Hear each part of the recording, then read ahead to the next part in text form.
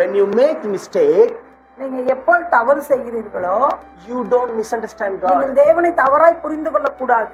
If you want to rise up from your mistake, உங்களுடைய தவறிலிருந்து நீங்க எழும்ப வேண்டும் என்று if சொன்னால், you want to rise up from your errors, உங்களுடைய தவறுகளிலிருந்து நீங்க எழும்ப வேண்டும் என்று நினைத்தால், please don't misunderstand God. நீங்கள் தேவனை தவறாக புரிந்து கொள்ளக்கூடாது.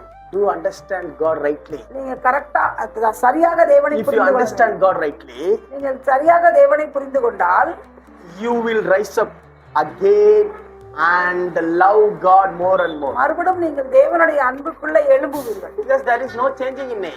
ஏனென்று சொன்னால் தேவன் மாறாதவர். Hallelujah. Hallelujah. There is no changing in His love.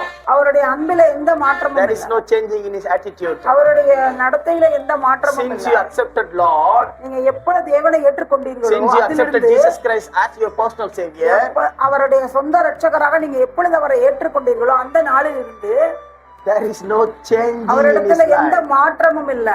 He is lovable more than previous day. To understand. அது புரிந்து கொள்ளுங்கள், முன்பிருந்த அன்பை விட அவர் இன்னும் அதிகமான அன்புள்ளவராகவே இருக்கிறார். ஆமென். Because you are growing every day. ஏனென்று சொன்னால் நீங்கள் ஒவ்வொரு நாளும் வளர்ந்து கொண்டு இருக்கிறீர்கள். Hallelujah. அல்லேலூயா.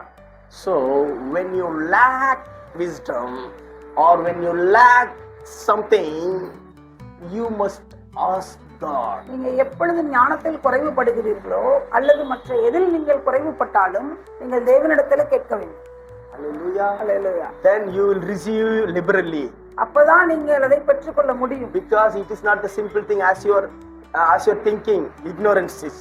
இது அறியாமை என்பது ஒரு சாதாரண விஷயம் அல்ல. It நீங்க is நினைக்கிறது absolutely போல darkness. இது முழுவதுமாக அது இருள் It நிறைந்தது. will hinder not to get in light. நீங்க உங்க வெளிச்சத்துக்குள்ள வர முடியாதபடிக்கு அந்த Not இருள் to ஒரு get தடையா இருக்கும். not to get your light. It will hinder you. நீங்க வெளிச்சத்துக்குள்ள வர முடியாதபடிக்கு அது ஒரு தடையாகவே இருக்கும்.